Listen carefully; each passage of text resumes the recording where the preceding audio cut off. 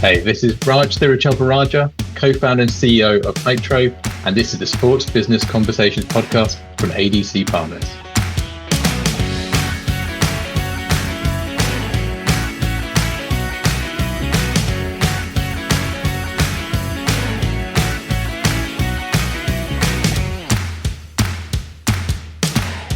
Hey, this is Dave Elmy of ADC Partners, and many thanks for stopping by to check out this latest episode of the Sports Business Conversations podcast.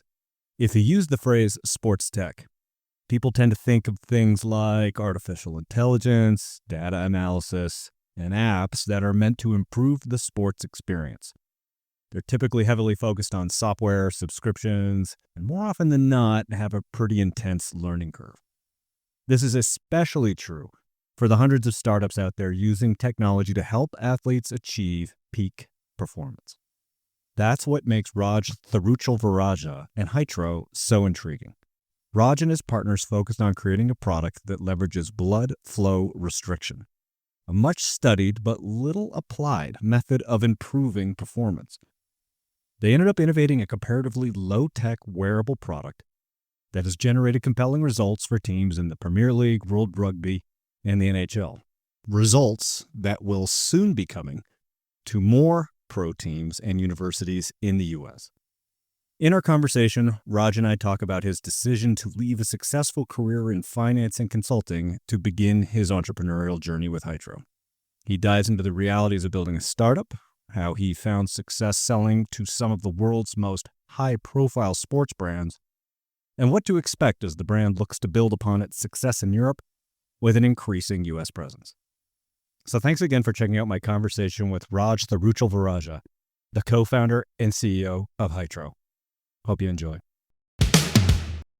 Raj, before you launched Hytro, you had a pretty solid career in consulting and finance, all right? These are absolutely lucrative professions, but maybe not the most fulfilling. So what were the moments that led you to start thinking about maybe I want to try something different? Yeah. So firstly, thank you for calling 16 years of my life solid. A solid career. Fantastic start. Come on, that's solid. Right, Yeah. come on. It's solid. Yeah, it was solid. I was actually asked earlier today, quite randomly, like what was my favorite job before Hytro? Yeah. And it took me a while to realize it was like, which is the least worst one? Like, and that's the kind of problem. And the big thing for me is like, with Hytro, like there's so much purpose, fulfillment, enjoyment. We're pushing the boundary. We're doing something super cool. I'm sure we'll talk about that all later. Yeah, right? yeah.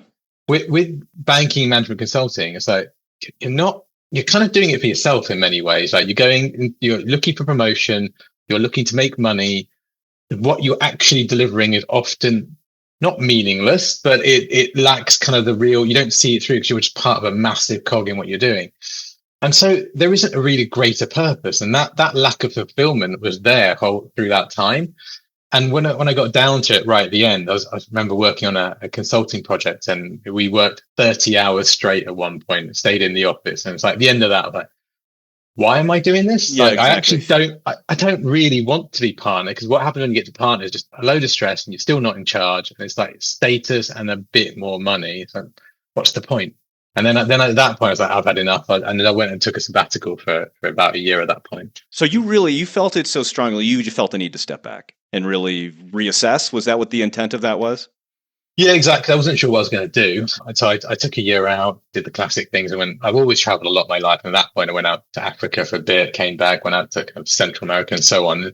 I did a bit of traveling, thinking about what I wanted to do, wasn't really sure. But I just knew that wasn't going to fulfill me, making kind of more and more money, I guess, in that kind of way, in the banking, management consultancy area. You're right. You make decent money, right? You can make decent money, but that's not everything, right? That's not everything at all. I've talked to a few people who've been in management consulting in positions like that, where you're working adjacent to a business, but not for the business per se. So there is this detachment that can lead to like, what am I really doing? Are they even going to follow the advice I'm giving them? And then it's off and they're off doing something else. I move on to the next project. It sort of does create a sort of disconnected moment. Yeah. There's this classic thing with management consulting where admittedly it's a bit of a joke in many ways, where you get the consultants come in, they come up with this fancy strategy for very expensive price, and then they leave and nobody just sits on the table. Yeah. Now, I do think there is actually a lot of value in consulting, and the people who generally you meet in a consulting firm, it's really, really smart people. So there's an element of wasted talent there, where you've got really smart people coming up with great ideas that nobody's following through on. It's just a bit of a waste. And also the good thing about consulting in many ways is you do learn a lot in that, because you're often pitched into an area you have no idea about, you don't know anything about it. You have to learn really, really fast. And actually that translates quite well to startup life as well. So I'm glad I was a consultant for a while. And actually my peer group at the consulting firm that I was at, quite a number of them have gone on to start their own companies, become entrepreneurs in their own right, and one or two of them very successful. So it's a breeding ground for that kind of thing. It's just if you stay in consulting too long, then it is a bit of a waste, in my opinion. Yeah, so it does give you that ability to start diagnosing challenges and learn very quickly, be curious, and ask the questions that you need to be successful. But so you go on sabbatical, you're away from for a year. Was that process spent thinking about what would become Hytro? Was it more of a bolt from the blue? What was the process that led you to saying, this is it? Yeah, so it's quite a convoluted process to get to Hytro. I'm sure it's very linear, very straightforward. Nothing in startup life is ever linear, right? Yeah. So we'll get into that. I've always been into sport, like health and wellness, fitness, that kind of thing. Yep. So I grew up playing everything, and then so when I kind of like thinking about it, I want to do something in the startup world. That's a great area to do. So I actually found, firstly, it was another startup that I joined. It was a health, fitness, nutrition coaching business. So I became the CEO of that as we started it ground up. And actually the founder of that one is a guy called Paul Hart, who's actually the third co-founder on Hytro. So it's me, Paul. Mm-hmm. And then what happened with that startup is we hired a guy called Dr. Warren Bradley to help us with some of our clients. And Warren's actually the guy who had the idea about Hytro. So it all comes from Warren. And Warren's background is very quickly. So he's got a PhD in human physiology. He spent a decade working in pro sports. So he worked as a sports scientist with England Rugby, Munster Rugby, Premier League football clubs, and so on, or soccer clubs, as you got to call them. And every club he worked at, he saw a technique called blood flow restriction being used, and it was being used for rehabilitation. And he saw, for example, players meant to come back in 10 weeks, coming back in 6 weeks through using BFR. And Warren, like a really inquisitive guy, is a researcher by background. He wanted to know more about BFR because most people have never heard of it. Most of your listeners probably never heard of it. I'm guessing, Dave, that you'd never heard of it? All experts. Every one of them. They're all the experts in the world are listening to it. Brilliant. So most people never heard of BFR. And Warren wanted to know, what about the research? What does it tell us? And so he went and started having a look at it. And what really surprised him was the quantity of research in BFR. Over that point, there's over 10,000 research papers that show that you can increase muscle size and strength, increase your endurance, accelerate your recovery. And you compare that to modalities that most people use. So like compression gear, ice baths, the cryotherapy, red light therapy, all that. There's a few hundred research papers that show it could possibly may work, but no one's quite sure in some of these areas. And so it's a real disparity between mainstream kind of modalities that people use and the research that BFR has. 10,000 research papers focused on this one topic, but really hadn't been exploited from a product standpoint? Exactly that. And that's the crux of Hytro. So Warren went back to the club and said, like, why aren't you using all BFR with all your healthy athletes? Why doesn't the man on the street use BFR? Because actually there's so many benefits of many different people from using it. And they said, well, look at the devices we've got. So the classic one, there's two ends of this really. So the ones they use in pro sport teams, very expensive, cumbersome digital devices, boxes of wires, have to be supervised. Or you can buy some stuff off Amazon that may cut off your circulation of your arms. So you've got to be really careful with that kind of stuff. Yeah. So therefore, there was no safe, scalable, practical device. And therefore, that's where Hytro came in. So Warren's genius idea was if you integrate BFR into clothing, you create the first ever BFR wearables, which means it's safe, scalable, and practical to use. So let's do this very, very quickly because we've mentioned blood flow restriction and BFR a couple of times. And I think people are maybe starting to get a sense of what it is we're talking about. But can you specifically delineate what BFR is and how an athlete uses it to their benefit? Yeah. So I thought you said everyone was experts on this call, but okay. I never want to take anything for granted. My mom's probably listening too. So we want to make sure mom knows, right? Hi, mom.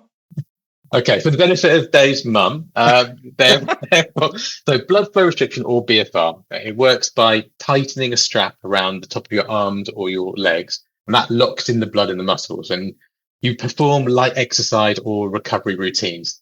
When you do that, that helps your muscles grow strong, get stronger, recover faster than they would without it. And then while you're strapped in, what happens is the muscles are then restricted. So they fill up with oxygen poor blood. It makes easy exercise and recovery routines feel a lot tougher. It makes your muscles work harder, helps your body adapt faster and better, making you stronger, improving your endurance, and helping you recover quicker. So a good example of how pro teams will use it. A lot of them use it for recovery. So say immediately post game, they'll put on their Hytros, they'll strap in 5 minutes, 2 minutes off, 5 minutes on, 2 minutes off again, and 5 minutes again, and that kickstarts the recovery process for them. And that's a typical use case. And as you look at the teams that you're working with now, what does that mean in terms of performance improvement? Like, okay, BFR means restricting blood flow, makes muscles work harder. Like intellectually, I understand it, but is there anything that you can point to and say, oh, like, well, this team is doing so much better because they're using BFR in a more constructive way with Hytro? Yeah, what you'll find is it's really difficult in pro sports to identify like one particular thing that you go, this is it. What we have seen though, and this happened in kind of the NFL last season, the teams that were using Hytro, they had greater player availability, and that's actually the one thing we would expect to see. So we at that point, we just started an NFL push a year ago. There were 3 teams that are kind of using Hytro, and they were in the 3 most available players through the season. And obviously, player availability is a big part of the huge problem. Measurement. Exactly. So that's one of the things. And then you kind of we do a lot of research, so we will look at subjective and objective markers with the team, so we can actually see the performance impact. So we can see that as well. So players not only feel better, but they can also, for example, they can go longer in terms of power exercises. There's greater endurance from it as well. So yeah, there's a definite physical benefit as well as a potentially mental one as well. Okay. So you've got the research that leads to the decision then that after the sabbatical, okay, Hytro is real. I don't want to make this work. I want to make this the center of my working life for this initial. What were some of the initial challenges that you felt like you had to overcome, right? I know obviously, like you mentioned, the consulting background really helped as far as like, okay, I can now problem solve and diagnose and do all these things. But now it's kind of yours for the first big time. I mean, what were some of the things that prepared you for that moment? So the biggest challenge is I probably didn't really know what I was doing. That's probably the honest answer. But you realise I've been doing this now I've been in a startup for over 7 years, and actually you realise you're always making it up because you are operating, particularly for a startup like Hytro, we're operating in a blue ocean area where nobody's really done this ever before. We're setting the way forward. There's no playbook I can pull out and go, oh, this is what we should do. And whenever you get this all the time with, I'm sure other startup founders get this as well, where you speak to someone and they go, oh, I've heard 5 minutes about your business. I know exactly what you should do. You don't know what you should do because nobody knows, because you've got to navigate and find a way forward. And we take it back to the beginning. It's like, obviously the consulting background is great, but I work predominantly in financial services, right? In kind of, in that kind of area. But I didn't know anything about how to develop a hardware product, marketing, classic go-to-market strategies, how to sell a product in that way. And so there was a lot of learning and also a lot of mistakes you're going to make when you're really kind of like trying to grow this business. So that it was just a massive learning curve in those first few years. And that's partly why I think a lot of startups do go out of business in the first few years, because you have to get on that learning curve, you have to keep going, and you've got to raise money, you've got to find traction, you've got to find product market fit. And that's another reason why I guess second time founders and multiple exit founders do so well, because you've just done that so many times. You have a much better idea of what to do. If I was starting a startup tomorrow, another one, I reckon I would have a much better shot of getting it to kind of like a good stage quicker than Hytro. Yeah, you have some landmines that you already know how to avoid going forward. I mean, it's just all encompassing. It's there's never I just think I'll take 15 minutes because I got nothing to do kind of thing. That moment doesn't exist in a startup environment. And the other thing that's interesting about the path that you chose too is, there's the old expression, and particularly in technology, hardware's hard. Right. There's a reason why, a lot of people look at, I've got this idea for a product but it's hardware, and they kind of go, because it can be very demanding. So can you talk a little bit about the product development process as you went through the iterations from, talk about never a straight line, from conception to execution? What was that journey like for Hytro? Like, what were some of the first products that you came up with and went, oh God? So the very first Hytro product was sold by Warren and his fiance now, Claudia, I think, back in their home. And then it evolved. So we tried to find people who could help us in the UK, and we couldn't actually, to develop this particular product.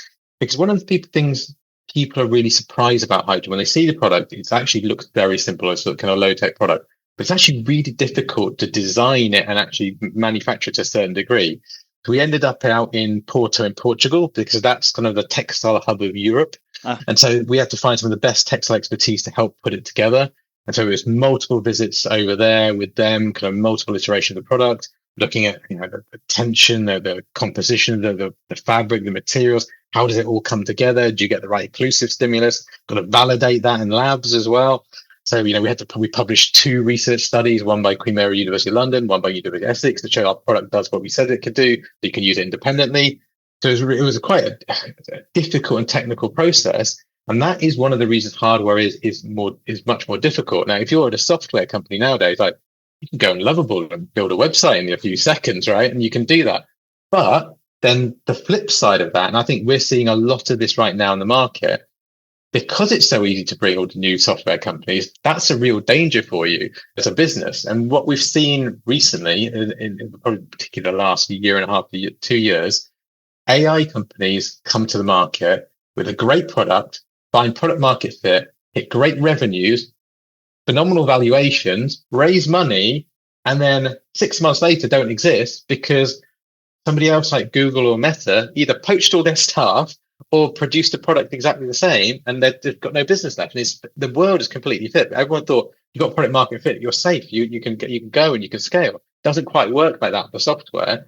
So some of the conversations we're having with VCs at the moment, we are already VC backed, but we're looking at more funding, is actually think about hardware as potentially a safer bet, because someone to come and replicate what we're doing is not an easy process, actually, and it takes time to bring hardware to the market. You need supply chains, you need manufacturing, you need distribution. So in some ways, it's now flipping to be actually it's a better bet. I just got done with a podcast interview with John Stewart, who he sold his company to Salesforce, and he now is startup his Fast Break AI, and they do all the scheduling for 50 of the 90 professional leagues across the country. And he made that exact point as well. Technology isn't your moat anymore, and this is from a technologist. Yeah. And the thing that really blew my mind, he says, when he sold his company to Salesforce, he had 150 engineers working on it, right? From a development standpoint. For Fast Break AI, he has 7, right? So if you're talking about nimble and ability to, like you said, can get right to Lovable and make that website and get the product turned in a matter of minutes, speed is important, but it's never been as important as in software. Whereas hardware, to your point, Raj, that's a development process. You have to go through physical iterations of the product. That becomes its own moat. Yep, so exactly that. It's an interesting point. So I'm interested then, as you get the product developed, as you start to develop, okay, I feel like this is what we want it to be. What were some of those first approaches to pro teams like, right? My sense of training staffs are, they get deluged with companies that are saying, "Oh, you got to try this, and this is the next best thing." And How did you create distinction for Hytro and break through that noise with other pro teams? So, firstly, you're absolutely right. Like, a lot of pro teams, they get, particularly nutrition products as well, they get all kinds of stuff thrown at them all the time, and we're different to that. But yeah, so it's really difficult to get them to listen for start. But one of the benefits we have is obviously Warren. So Warren worked in pro sports for 10 years. Right. His connections and the people he know, his credibility was above someone coming in, just want to sell something to you. He could open the doors with that.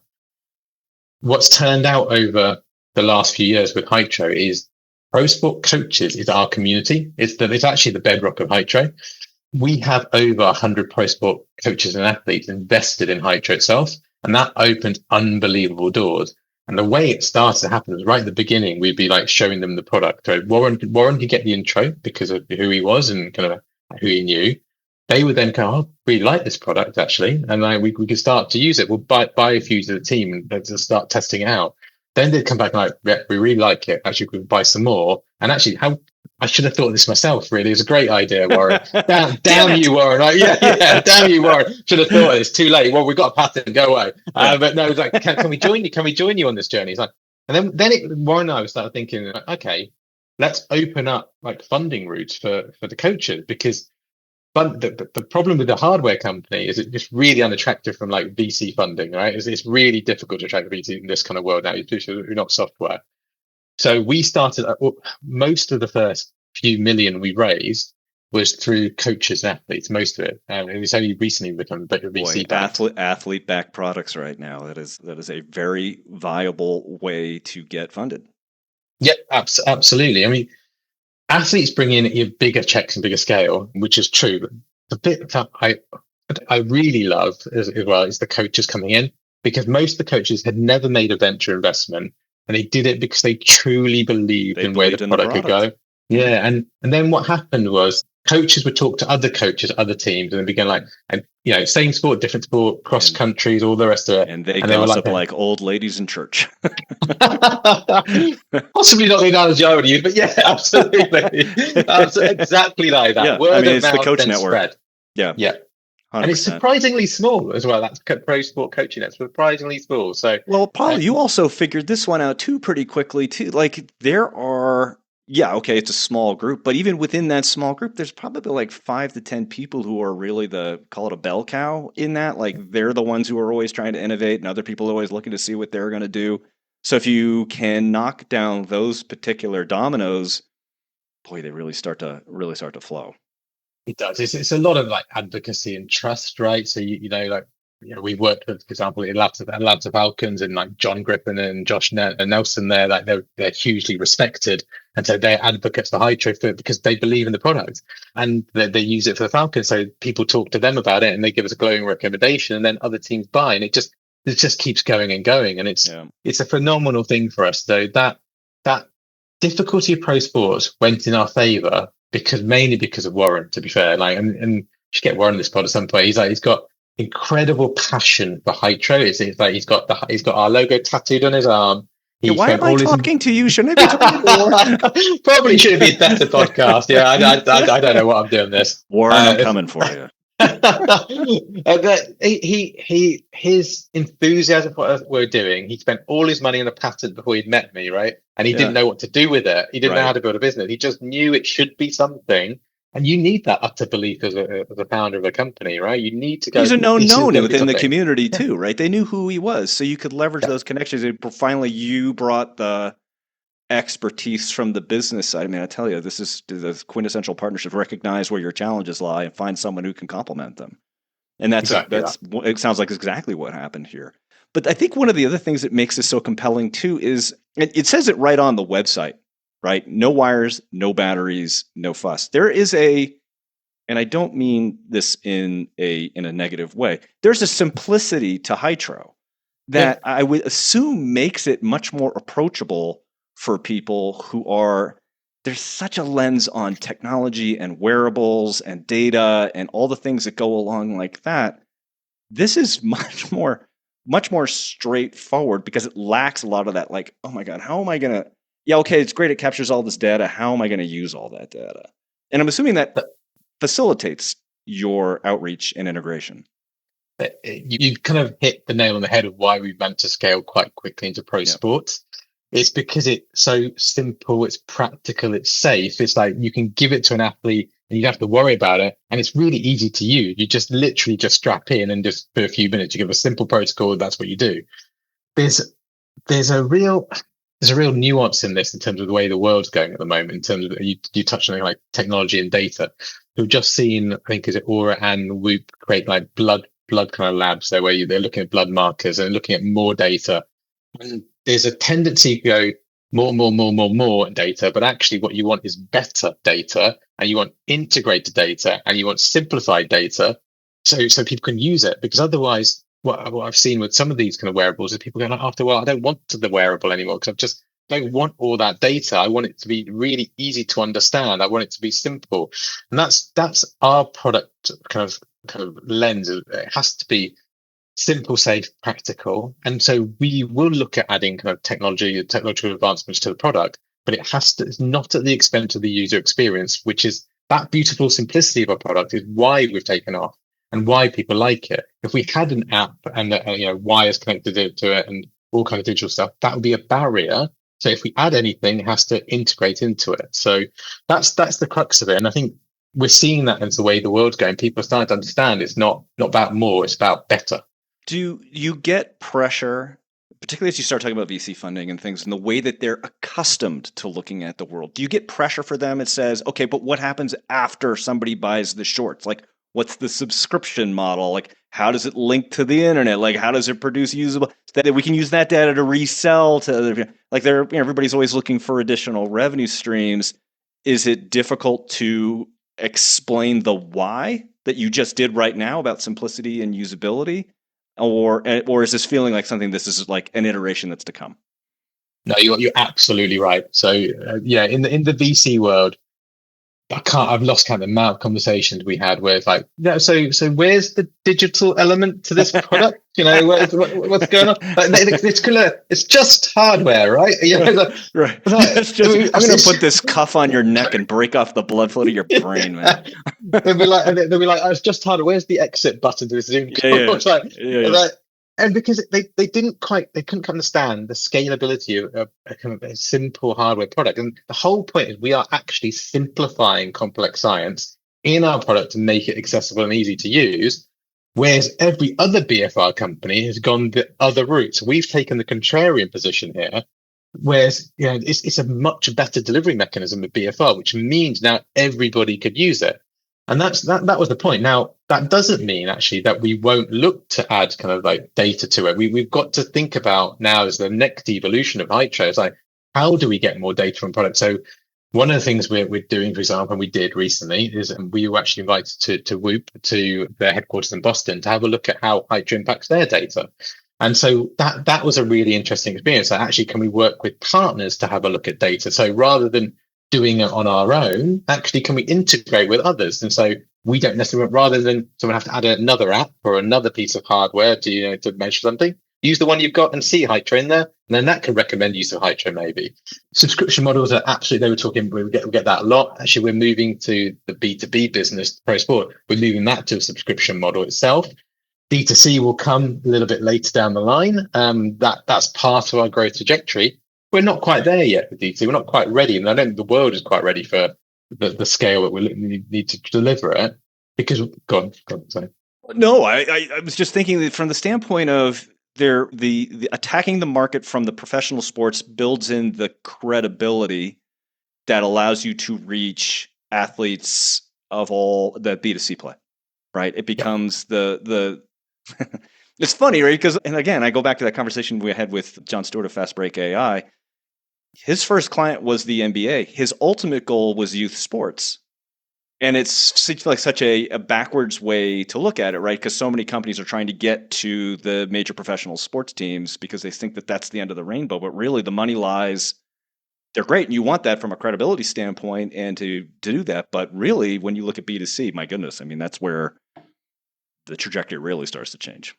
Yeah, you're absolutely right. And so we started with Pro Sports because, and actually for so many different reasons. One, it's kind of Warren's background, right? So that, and they already understood BFR. So we're now showing you, here's something you understand, but you could scale it. So it makes a lot of sense from that perspective.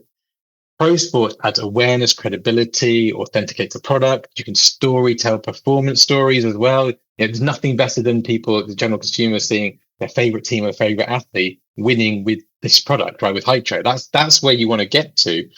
And it's a precursor for everything else, right? So the Pro Sports will always be the foundation of Hytro. That's where we'll always operate. We'll operate there. We test our products in Pro Sports. We get the feedback there to develop iterations of what we're doing. We do a lot of our research in Pro Sports as well. So at the moment, for example, where we believe that cycling could be a big market for us going down the line. Yeah. So we're working with a few Tour de France cycling teams. Right? We're doing research with them. We want to understand how best Hytro and BFR should fit into their workflows. we will leverage that then to go to the consumer market down the line, rather than us telling the consumer, Hytro going, oh, this will improve your functional threshold power, VO2 max. Here's some research. Here's a Tour de France team winning, and the research we did with them, and there's the story of it. And that's far more compelling way of doing it. So pro sports is a fantastic ground to start business. It's also like we've been to space twice, right? So the connection to NASA and SpaceX came because they could see the visibility in pro sports and what we were doing there.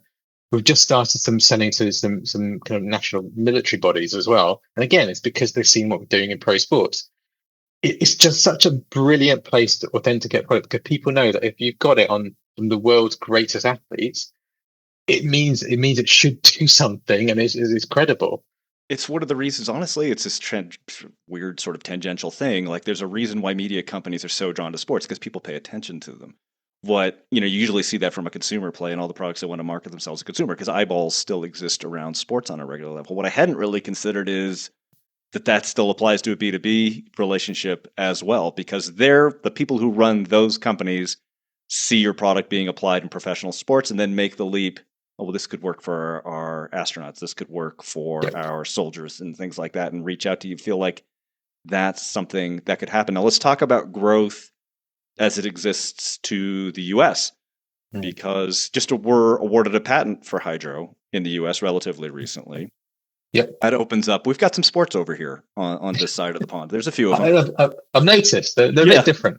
Yeah. A little different, but big market. So do you feel like that's something you and Hytro attack from the same way that you've been going about it in the UK and Europe, or does that demand a different approach just given the somewhat unique qualities of the market? So one thing actually we realized probably a few years ago now is actually that the US market, the opportunity over there is so much bigger than in the UK. And particularly the college market that you have over in the US is nothing like it in the rest of the world. No. So I was speaking to a VC earlier today, and I was having to explain to them the size, the scale and money in the college market. Like they couldn't quite get their heads around 100,000 people coming to see a college football team, and then they spend hundreds of millions on facilities. Like the contrast with universities in Europe. Yeah, exactly. Yeah. The contrast with universities in Europe is night and day. So we actually probably about 90% of our business already is in the US. So we do most of our work in the US at the moment. There's an argument for flipping the company into a US company as well, which probably at some point we'll do. And so, yes, there's differences because obviously the sports are different. But what underpins it, and what is true in the UK as it is in the US market, particularly in pro sport, is it's relationship based. It's heavily relationship based. So that coach to coach peer network, again, is incredibly important for our starting growth in the US market. And so we're very lucky to already have US coaches and investors in Hytro as well. And we're always happy to take more coaches and athletes, in the part of Hytro to join us on this journey. And what we need out and more in the US, we've only got one sales guy over in the US at the moment, Chase, and he's doing a fantastic job. We need more people out there because you need to be on the be on the ground. Poor Chase is deluged. Yeah, he is. Yeah, he doesn't sleep a lot, Chase. Actually, I can't keep going. I mean, he's making good money though, like all those sales, but he's doing a lot on his own. So he needs a bit of help, and we're actively recruiting to help him. But we need more. We need more kind of time over there, boots on the ground to help us grow the market. But also, it's the progression over there. So it's not just pro sports, college sport. We're looking at US physical therapy clinics as well. There's a big opportunity there. As I said, obviously military in the US as well. There's an opportunity there. D2C market. So it's just scalability of what we're doing. Obviously, we're already working with NASA and SpaceX. So the space angle. The scalability of Hytro is no issue. It's the sequencing of how we do it is the challenge, really, for me. It sounds like this is a ride that you're holding on to a bit for dear life. I mean, the best way possible, right? I mean, it's like it's starting to do the thing that you hoped it would do. And I'm really kind of interested now as we begin to wrap up, with the U.S. becoming this big fertile ground, obviously it's starting to come and be applied to industries that maybe you didn't originally think that they might be applied to is coming. So it's like literally the growth trajectory I think that every entrepreneur is hopeful for. But what have been some of your greatest surprises as you began this journey? I'm interested in your perspective in both the general sense, but also like working in sports business and how that shifted your perspective. Like, what have been some of the things that have surprised you, taken you aback, really intrigued you about the uniqueness of the market and being an entrepreneur in that market? So I don't think until you become a founder, you understand quite how hard it is and how much risk you deal with as well. You get super comfortable with a ridiculous level of risk as a founder. Like, it's not that long ago where, like, and one day you'll be going into space, and then the next day you've got, a week to make payroll. And like Warren and I would get super comfortable with, like, we've got 10 days to the end of the month. We need 150 grand. We'll get it. Yeah, we know we're going to find it. It's one of those things, just a massive trust between us and the ability to deliver. I know we need that. Warren will be able to help us get there, and I can deliver us on that as well. But you get, like, to a normal person who isn't founder, that's a bit ridiculous, really. Right? It's a bit ridiculous, and you get really comfortable with that. Also, I thought I worked hard in the corporate world, right? I thought I worked hard. Nothing compared to be a founder, right? You are 24/7 thinking about, like, your business and Hytro, and the stress levels are off the chart because you're always faced with the existential risks. Like, we're now 6 years in, we're making decent revenue, so it's a little bit safer now. But in those first few years, like, you could be out of business quite quickly if things don't go your way. So immense challenges from that. From a sports perspective, the bit I just particularly the UK market is very different from the US market. And some of the challenge we found with the UK market is that we've got a product that we know can give you a performance advantage. And yet there's still an unwillingness to pay for that. There's still, like, we want it for free. It's like, you either take this competitive advantage or you don't. It's like, it doesn't make a sense. We're not trying to give you a soft drink here or something like this. This is something that makes your team better. And I couldn't quite understand that. And it took what it takes in the pro sports world is the science needs to be there, but it's the advocacy and the trust from the peer group and the coaches who really matter. It's the point you made earlier, Dave. It's like, the people who really matter, they say this is the shit. Oh, sorry. This is the thing that is really taking to the next level. Yeah, you need to look at this. Yeah, exactly. You need to look at this product. That's what moves it. The science once they look at it, it needs to be there. And I couldn't quite could understand that. Like, competitive advantage here, take it. But that was a bit of a nuance, and one thing we found in the UK, pro sports, terrible payers as well. It's very different in the US market. They're great payers, which is another reason to shift it to the US market. we get paid before we deliver the product in the US. In the UK, we're still waiting 6 months later. So we're big believers in that net 30 payment schedule here in the US. Yeah, I love that. Yeah, every entrepreneur loves that. They don't believe that over here in the UK. It's like, you get paid when they could be bothered. On the entrepreneur front, a friend of mine who is also an entrepreneur said it best. Like, somebody came up to me and said, "That's so great. You have your own business. You can leave whenever you want. You have all that freedom." It's like, look, you clock in at 9, you clock out at 5, you go home and you do whatever the heck you want. This never ever leaves. It is just part of who I am and what I am doing. And, like, you're able to compartmentalize it for when you're doing other things, but it's ticking away always in the back of your mind. It's just a practical reality of what you deal with.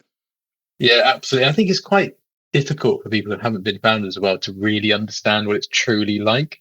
I know my wife doesn't understand. So I think some of the time she's like, "You had a really, like, easy job in banking, not easy, but it was fine. It was, like, comfortable. You're making good money, and then look at how hard you work now. Every weekend you're working. It's stressful. It's difficult. Why are you doing it?" And it's because it's the purpose. It's the fulfillment, it's the purpose. Yes, exactly. It's look at what we're creating. Look at what you're creating. Like, you're bringing it from, you birthed it. It's like, it's this thing that you developed. I'm with Raj, Thiruchelvarajah. He is the co-executive officer for Hytro. Raj, first and foremost, thanks so much for the time. This is a great conversation. I feel like this could go on for several more hours, but it's late in London. Before I do, I got to put you through the lightning round. This is a series of questions that I just want your first thing that pops into your mind. Are you ready? This sounds dangerous, but okay. Yep. That's the appropriate response. We're going to start with we'll start with an easy one. Okay. What's your greatest sports memory either as a spectator or a competitor? As a competitor, winning my town was called Newbury under 11s table tennis competition. That is a good one. What did you have the closing shot? Do you still remember the feeling? Like, oh my God, so. Yeah, I think I'd be a friend in that as well, so I was pretty happy with that. Are you still a very good table tennis player? No, not so much. I'd like to play again, but I don't have time because I'm like working a startup. Come on, every great startup has either a foosball table or a table tennis table. All right, so maybe that's something. Sure. All right, you and I have a couple things in common. We're both entrepreneurs and fathers of twins. Which is more exhausting? I didn't know your father. How old are your twins? Mine are older. They're 24 now.